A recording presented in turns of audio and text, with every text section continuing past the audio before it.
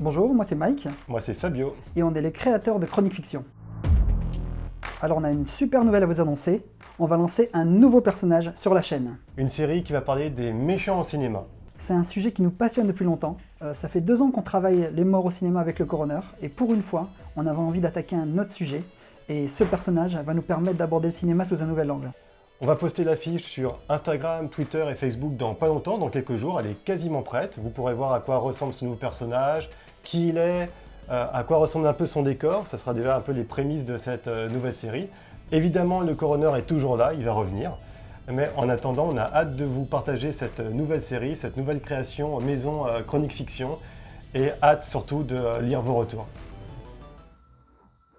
Alors on a d'abord eu l'idée de la chaîne, ou une chaîne sur laquelle des personnages de fiction nous parleraient de fiction, et on a commencé à brainstormer sur les personnages, et en fait l'idée du coroner est arrivée assez rapidement, et on a eu un gros coup de cœur pour cette idée, c'est-à-dire un médecin légiste qui parlerait des morts cultes du cinéma. Le fait qu'il y ait des cadavres devant lui nous a tout de suite plu, on savait que ce serait très cinématographique, on trouvait que l'idée était bonne, donc on a décidé de se lancer. Des morts touchantes et qui ont marqué la pop culture, c'est un peu les deux ingrédients qu'on essaye d'avoir dans les épisodes du coroner. Alors on a une longue liste de morts, puisqu'en fait à chaque fois qu'on pense à une mort, on la rajoute à une liste, mais on fait très attention aux commentaires, que ce soit sur YouTube ou aussi sur les réseaux sociaux. Donc venez discuter avec nous sur les réseaux sociaux et nous proposer des morts. Oui, on adore les mangas. Tetsuo dans Akira, c'est un de nos films préférés. Death Note, vraiment on adore les mangas et on souhaite vraiment en faire et surtout beaucoup d'épisodes parce que c'est vraiment super intéressant. C'est un pan de la culture qui est un peu laissé de côté, alors que c'est d'un point de vue mort, c'est vraiment une richesse incroyable.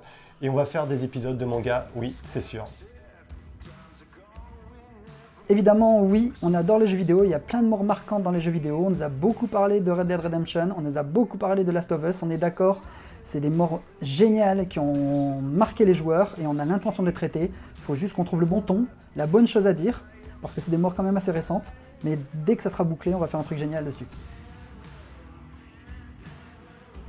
Évidemment on espérait, mais on s'imaginait pas que ça irait jusque-là. Vous êtes super nombreux à nous suivre, presque 500 000 aujourd'hui. Donc c'est une vraie fierté, c'est au-delà de nos espérances, faut être honnête. Mais finalement on se rend compte aujourd'hui qu'il y a encore beaucoup de gens qui ne connaissent pas. Donc si vous aimez le coroner, si vous aimez Chronique Fiction, n'hésitez pas à en parler autour de vous. Ça fait toujours plaisir de croiser des gens qui nous parlent de la série, qui connaissent les épisodes. Donc on est super contents, on est très agréablement surpris et maintenant qu'on est lancé, on espère bien atteindre 2 millions. Donc n'hésitez pas à partager ça autour de vous et nous on espère présents pour faire des épisodes encore mieux et vous faire plaisir. Alors évidemment, il y a des morts qui ont marqué le cinéma français. On pense à Léon, on pense au Grand Bleu, on pense à Vince dans La Haine, et on a l'intention de les traiter. On est déjà en train de travailler sur la mort de Léon, donc on vous prépare un bel épisode. La réponse est oui, le cinéma français va nous intéresser, et on va en parler bientôt.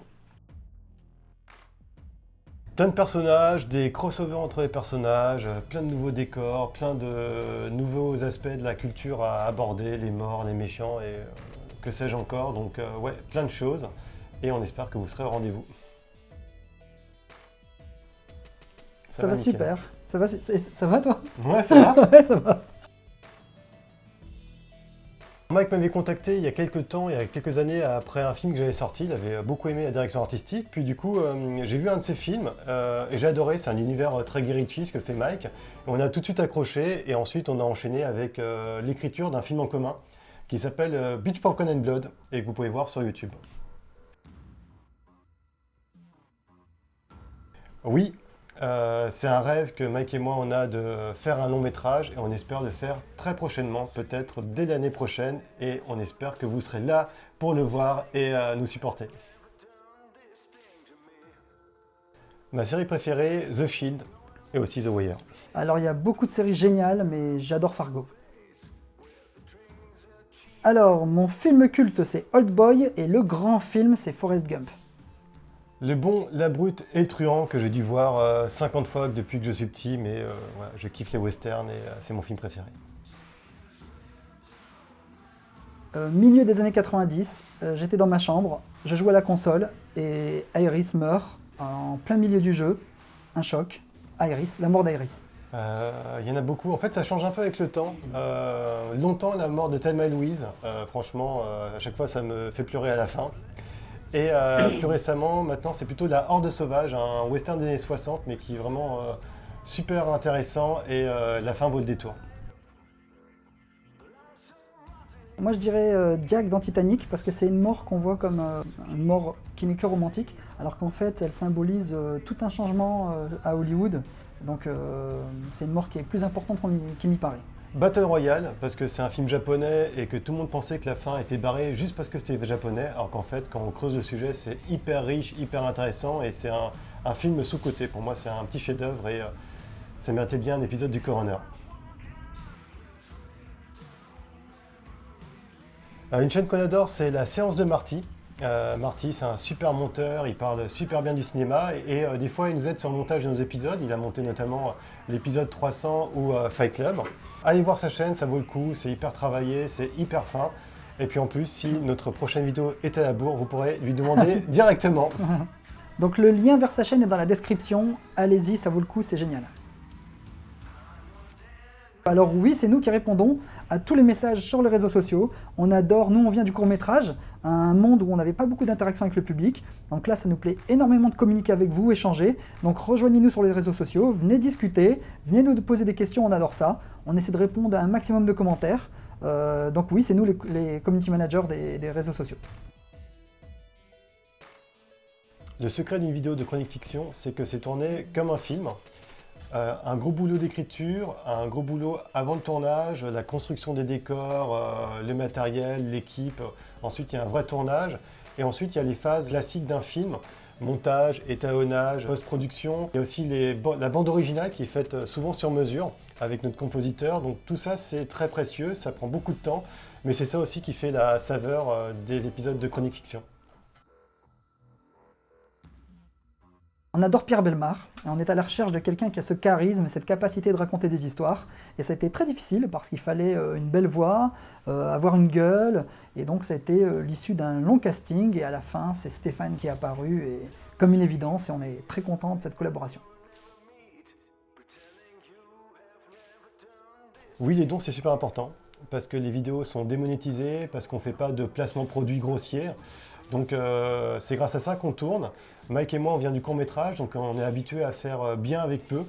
Et grâce à vos dons, on réussit à faire des vidéos de qualité. Et tout ce que vous voyez à l'écran, la qualité d'image, la qualité de décor, les costumes, tous les détails que vous retrouvez à l'image, c'est vraiment grâce à vos dons. Et on peut vous dire que chaque don pour nous, c'est important parce que ça permet d'aller encore plus loin dans la qualité de chronique fiction.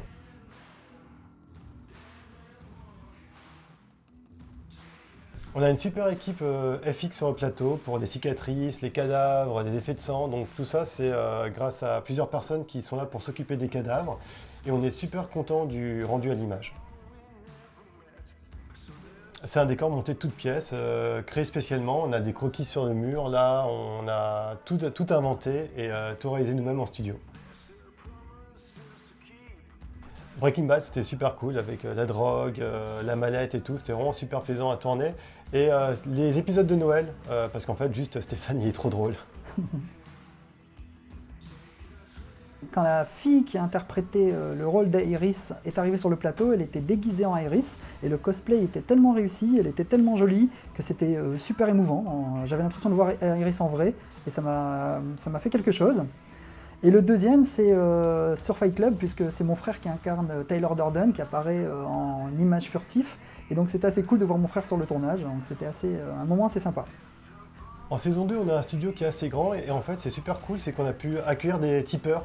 Donc c'était chouette de filmer, puis en même temps avoir les tipeurs derrière qui regardaient un peu ce qui se passait, on discutait avec eux, c'était un très chouette souvenir. Et un autre souvenir de tournage que j'ai bien aimé, c'est Cara Saint-Germain, parce qu'en fait c'était trop cool le rendu, la reine du lycée lacérée de coups de poignard, c'était trop cool le rendu, et moi j'avais vraiment adoré comment ça rendait à l'écran et l'ambiance que ça mettait sur le plateau pour un épisode spécial Halloween. Voilà pour la FAQ, un grand merci pour toutes vos questions, ça faisait plaisir à lire, on espère y avoir répondu, même si on n'est pas super à l'aise devant une caméra. Voilà, en tout cas, on espère qu'on vous a apporté un petit éclairage sur ce qu'on faisait, Mike et moi, et tout ce qui était chronique fiction. En tout cas, rendez-vous le 20 février, promis, l'acteur qui joue le nouveau personnage, il est beaucoup mieux que nous. Il parle beaucoup mieux que nous, il est beaucoup plus à l'aise. On espère que ça va vous plaire. On diffuse donc rendez-vous dans pas longtemps sur les réseaux sociaux pour voir les premières images dans l'affiche. Et d'ici là, à très bientôt et à très vite. Salut! Ciao!